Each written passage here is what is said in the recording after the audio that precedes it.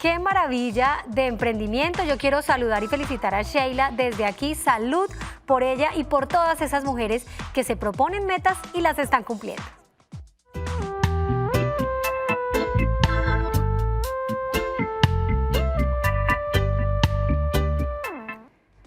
Bueno, y es que estamos en Navidad y sabemos que cuando llega esta fecha, pues a veces hay exceso de comida y podemos ser víctimas de un reflujo gastroesofágico. De eso vamos a hablar acá en Salud sin Brindis. Como siempre, tenemos un profesional invitado. Hoy tenemos acá la dicha de compartir con el doctor Eduardo Valdivieso. Él es médico gastrointestinal y gastroenterólogo en el Centro Internacional de Enfermedades Digestivas y en las más reconocidas clínicas acá de la ciudad. También es docente de varias universidades. Yo le doy la bienvenida al doctor Eduardo. ¿Cómo estás, doctor Eduardo? Feliz tarde.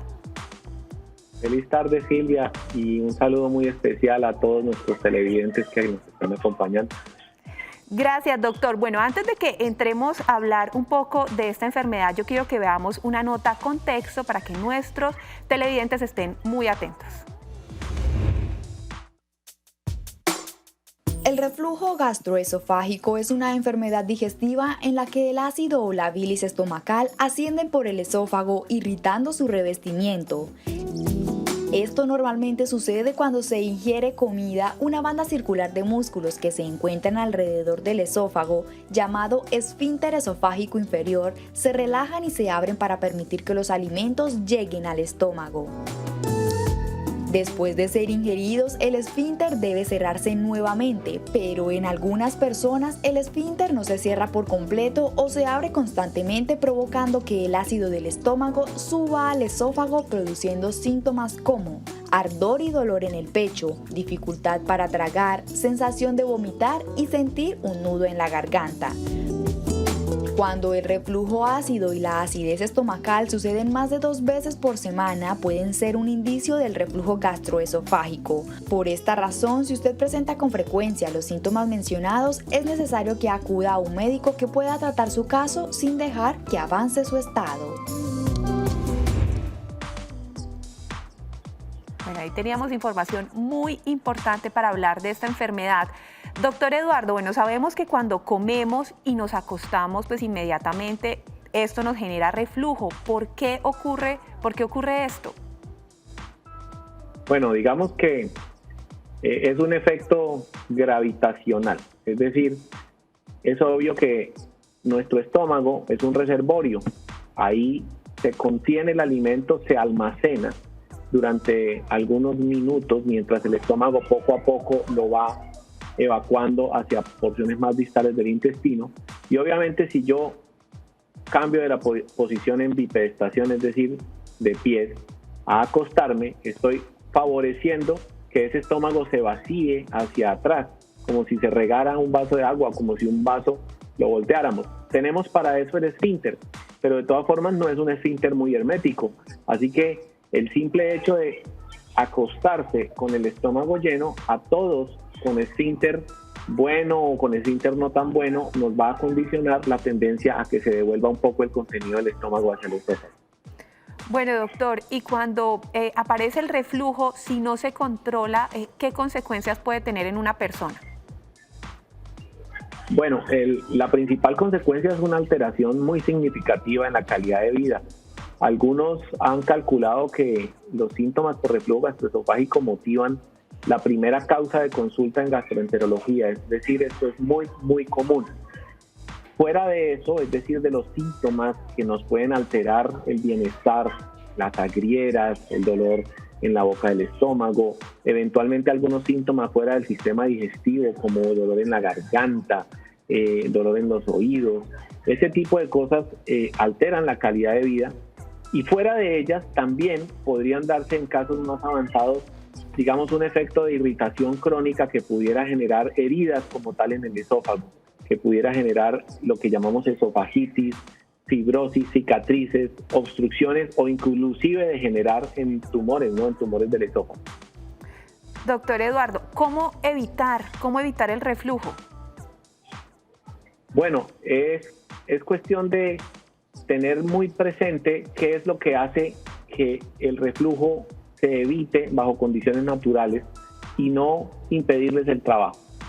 Ahora estábamos explicando, cuando me preguntaban lo del hecho de acostarse, explicábamos que el estómago lleno es la fuente desde donde refluye. Es decir, si nosotros comemos de manera muy copiosa, si nosotros comemos alimentos que sean de lento vaciamiento, como por ejemplo la grasa, es muy factible que estemos impidiendo ese mecanismo normal que el cuerpo tiene para evitar el reflujo, como es que el estómago pueda propulsar hacia adelante su contenido.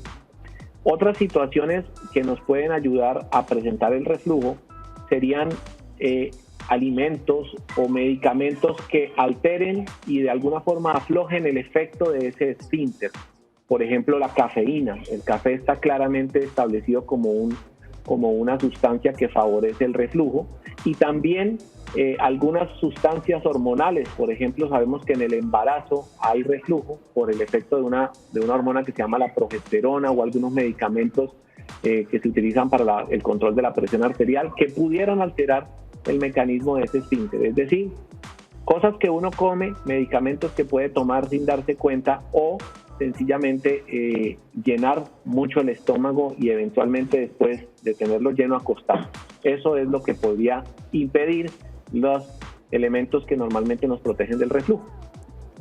Listo, doctor Eduardo, súper importante esta información para todos nuestros televidentes y para las personas que presentan esta enfermedad. Pues acá, como siempre, doctor Eduardo, tenemos preguntas de nuestros televidentes que nos envían al WhatsApp. Vamos a leer nuestra primera pregunta y dice: buenas tardes, doctor, quiero saber si el picante y el tinto producen reflujo. Gracias. Bueno, la del tinto ya la respondimos en la pregunta que me hacía Silvia. Y la complementaría un poco. El tinto pues es, digamos, la metilxantina más conocida, ¿no? Pero también el té puede tener metilxantinas, el chocolate, ese tipo de sustancias que hacen, que se agrupan bajo esa denominación química. El tinto produce reflujo, pero el ají, en cambio, no es que produzca reflujo. El ají lo que hace es hacer arder en donde el esófago, por efecto del reflujo, ya está lesionado. Entonces, no produce el reflujo como tal, pero sí puede exacerbarme o hacerme presentar los síntomas que me está ocasionando el reflujo. Perfecto. Cualquier irritante realmente. Ok, perfecto. Ahí está la respuesta para nuestra televidente. Vamos a leer nuestra segunda pregunta y dice: doctor, siempre que termino de comer algo eructo muchas veces, ¿esto puede ser reflujo? ¿Cómo puedo evitarlo? Bueno, la primera parte de la pregunta tiene una respuesta fácil, y es que sí, puede ser reflujo. La situación es sencilla de entender. Cuando nosotros tenemos reflujo y el esófago está siendo irritado, un mecanismo, digamos, autonómico del cuerpo para protegerse es producir más saliva, para que uno esté de alguna forma depurando y como limpiando el esófago de eso ácido que está refluyendo desde el estómago. Y obviamente cuando uno deglute saliva, está deglutiendo aire, a espuma, y es por eso que las personas con reflujo también pueden tener eructos. ¿Cómo evitarlo? Pues tendríamos primero que revisar si esto es reflujo, porque si es reflujo, pues el tratamiento seguramente va a evitar la situación, ¿no? Y eventualmente, pues para eso creo que sí es necesario acudir al médico y revisar la situación en profundidad. Gracias, doctor. Bueno, vamos con nuestra última pregunta de otro de nuestros televidentes y dice: feliz tarde, mi nombre es Liliana. Tengo 3 meses de embarazo y en este tiempo me ha dado constantemente reflujo gastroesofágico. Quisiera saber a qué se debe esta molestia. Bueno, también estuvo parcialmente respondida. Sí. El embarazo produce muchos cambios hormonales en el cuerpo de la mujer. Uno de esos es el aumento en la concentración de una hormona que se llama progesterona, que claramente ha sido establecida como una sustancia que afloja el tono muscular de la zona del esfínter. Así que estar embarazado casi que irremediablemente significa tener reflujo durante el tiempo del embarazo. Y pues eso también implica un tratamiento específico, porque pues no podemos utilizar los mismos medicamentos que solemos utilizar ni las mismas intervenciones que utilizamos en las personas no embarazadas. Así es, doctor Eduardo. Doctor Eduardo, mil gracias por nuevamente acompañarnos acá en Tacones en la Mano. Gracias a ustedes, Silvia, y un saludo muy especial. Mil gracias, doctor.